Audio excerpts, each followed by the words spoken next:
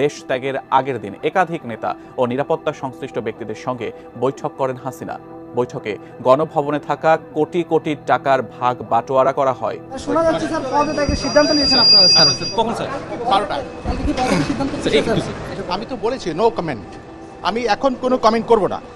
আপনি কালকে দাওয়াত করা হয়েছে, আপনার আসেন। রাষ্ট্রপতি কি বলছে? রাষ্ট্রপতি আপনাকে কোনো একটা দেখা করতে বলেছেন। স্যার কালকে সিদ্ধান্ত নিচ্ছে আওয়ামী লীগ এখন তাদের পতন হয়েছে, তারা এখন কার্যত তারা মাঠে নেই। তো ভবিষ্যতে রাজনীতিতে তাদের অবস্থান কি হবে? প্রিয় দর্শক, আজকে একটি গুরুত্বপূর্ণ ভিডিও নিয়ে হাজির হয়েছি। যে ভিডিওটি দেখলে অবশ্যই আপনি অবাক হবেন এবং সেই ভিডিওটির মধ্যে অনেক তথ্যবহুল আলোচনা রয়েছে।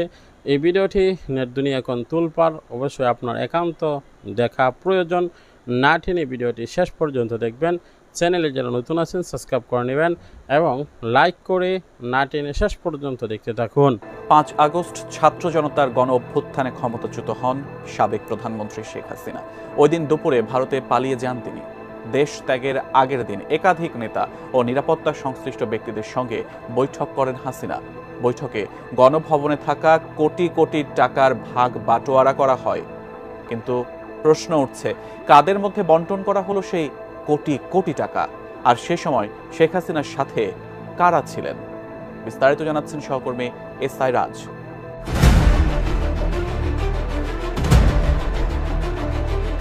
কোটা সংস্কার আন্দোলনে যখন উত্তাল দেশ, তখন শিক্ষার্থীদের সাথে যোগ দেয় সাধারণ জনতা। 9 দফার আন্দোলন তখন পরিণত হয় 1 দফাতে, যার চূড়ান্ত রূপ প্রকাশ পায় 5 August long march to Dhaka কর্মসূচির মাধ্যমে। সেদিন ছাত্র জনতার বিক্ষোভের মুখে পতন হয় তৎকালীন সরকারের। সাবেক প্রধানমন্ত্রী শেখ হাসিনা ক্ষমতাচ্যুত হওয়ার আগের দিনও গণভবনে কোটি কোটি টাকা ছিল। কয়েকজন কর্মকর্তা এই টাকার দায়িত্বে ছিলেন।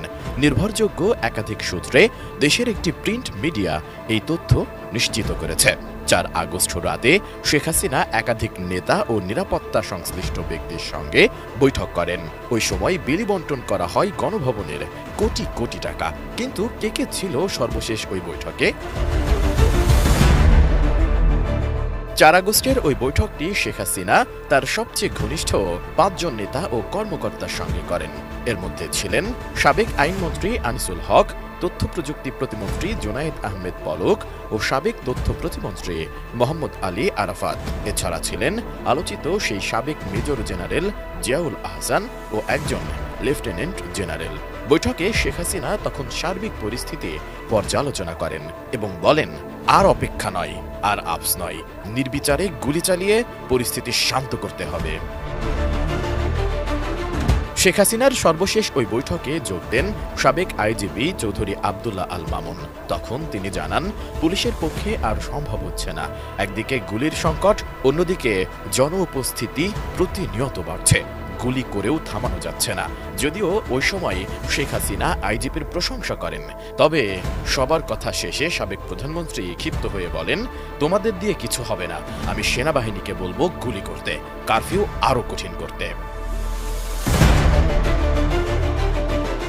দেশি পাকা টমেটো আর সিক্রেট রেসিপির কম্বিনেশনে তৈরি প্রাউন সস, সসের বস। এদিকে সেনাবাহিনীর তরফ থেকে আগেই জানানো হয়েছিল তারা কোনো অবস্থাতেই গুলি করবে না। শেখ হাসিনা এটা শোনার পর কোনো একজন কর্মকর্তাকে উদ্দেশ্য করে বলেন, আমি তোমাদের জন্য কি না করেছি? তোমরা এখন সবার গা বাঁচানোর চেষ্টা করছো, যা করার আমিই করব। হাসিনা তখনও বলেন, সেনাবাহিনী মার্শাল ল দিচ্ছে না কেন? তাহলেই তো পরিস্থিতি ঠান্ডা হয়ে যাবে। গণমাধ্যমটি আরও জানিয়েছে, সেনাপ্রধান জেনারেল ওয়াকারুজ্জামান আগেই জানিয়ে দিয়েছিলেন মার্শাল লর পক্ষে তাদের সায় নেই। মার্শাল ল দিয়ে পরিস্থিতি শান্ত করা সম্ভব নাও হতে পারে। তাছাড়া বিশ্ব পরিস্থিতিও মার্শাল লর অনুকূলে ছিল না। ধারণা করা হচ্ছে এরপরেই হয়তো শেখ হাসিনা দেশ ছাড়ার সিদ্ধান্ত নেন। অন্যদিকে একাধিক সূত্র বলছে, আন্দোলনকে বিপথগামী করতে টাকা ছড়ানোর সিদ্ধান্ত হয় ওই বৈঠকে। তখন গণভবনে গচ্ছিত টাকা দেয়া হয় নির্দিষ্ট ব্যক্তিদের কাছে, কিন্তু কে কত পেয়েছে সেটা এখনো নিশ্চিতভাবে জানা যায়নি। এর পরদিন অর্থাৎ 5 আগস্ট আন্দোলনের চূড়ান্ত মুহূর্তে পালিয়ে যান শেখ হাসিনা। শেখ হাসিনার পালানোর পর গণভবন দখলে নেয় আন্দোলনকারীরা। ওই সময় গণভবনের বিভিন্ন জিনিস লুট হতেও দেখা যায়। লুটকারীরা টাকাও নিয়ে যায়, তবে কত টাকা ছিল তা জানা সম্ভব হয়নি। পরে অবশ্য ৫৫ লাখ টাকা উদ্ধার করে সেনাবাহিনীর হাতে জমা দেয় সাধারণ জনতা। স্যার আমরা একটু কথা বলি, একটু স্যার কালকে কথা বলবো প্লিজ। স্যার একটা লাইন স্যার শোনা যাচ্ছে স্যার পদত্যাগের সিদ্ধান্ত নিয়েছেন আপনারা স্যার শোনা আমি যাচ্ছে বলেছি তো আপনাদেরকে কালকে দাওয়াত করা হয়েছে, কালকে আসবেন স্যার কি কখন স্যার 12টায়। কালকে কি পদত্যাগের সিদ্ধান্ত স্যার এই একটু স্যার আমি তো বলেছি নো কমেন্ট, আমি এখন কোনো কমেন্ট করব না। কালকে আপনি কালকে দাওয়াত করা হয়েছে, আপনারা আসেন। রাষ্ট্রপতি কি বলছে স্যার? রাষ্ট্রপতি আপনাকে ওনার সাথে দেখা করতে বলেছেন। স্যার কালকে কি সিদ্ধান্ত নিচ্ছেন স্যার? সিদ্ধান্ত কি নিচ্ছেন? আওয়ামী লীগ এখন তাদের পতন হয়েছে, তারা এখন কার্যত তারা মাঠে নেই। তো ভবিষ্যতে রাজনীতিতে তাদের অবস্থান কি হবে? প্রথমত এই যে হত্যাযোগ্য হয়েছে এবং গত 15-16 বছরের যে দুর্নীতি, দুঃশাসন, লুটপাট এবং ভোটাধিকার হরণ, এর জন্য অবশ্যই আওয়ামী লীগকে বিচারের কাঠগড়ায় দাঁড়া করাতে হবে, যেটা অলরেডি যেটার কার্যক্রম শুরু হয়েছে। কারণ আওয়ামী লীগ দল হিসেবে এবং তাদের নেতাকর্মীরা ব্যক্তিগত জায়গা থেকেও এই সকল অপকর্মের সাথে জড়িত ছিলেন এবং এই গণহত্যার প্রধানতম তারা হচ্ছে নির্দেশদাতা ছিলেন। তো সেই জায়গা থেকে তাদের হত্যার যে হত্যাগুলো তারা করেছেন এবং যে অপকর্মগুলো করেছে তাদের সেটার জন্য তাদেরকে বিচারের মুখোমুখি করা, বিচার প্রক্রিয়ার পরেই আসলে এটা বলা যাবে যে আওয়ামী লীগের রাজনীতি কতটুকু থাকবে বা থাকবে না, এবং জনগণই সেটা সিদ্ধান্ত নেবে। কিন্তু সবার আগে বিচারের আগে তাদের রাজনীতি বা তাদেরকে পুনর্বাসন করার কোনো সুযোগ নেই। এই আমরা যেটি দেখেছি যে 5 তারিখের পর নানাভাবে হচ্ছে, যেমন সম্পূর্ণ ভিডিওটি দেখলেন, এই ভিডিও সম্পর্কে অবশ্যই আপনার মূল্যবান মতামত কমেন্টে জানাবেন। দর্শক, শেখ হাসিনা সরকার পালিয়ে যাওয়ার আগ মুহূর্তে কিন্তু প্রস্তুতি নিয়েছিল। অনেকেই ধারণা করেছিল যে শেখ হাসিনা নাকি কোনো প্রস্তুতি ছাড়াই পালিয়ে গিয়েছেন, কেননা আগের দিনও নাকি বৈঠক হয়েছিল শেখ হাসিনার। প্রিয় দর্শক, সম্পূর্ণ ভিডিওটি দেখলেন, অবশ্যই ভিডিও সম্বন্ধে আপনাদের মূল্যবান মতামতটি কমেন্ট সেকশনে জানাবেন। বর্তমান সেরা উপযোগী এই ভিডিওটি আপনাদের মাঝে উপস্থাপনা করলাম।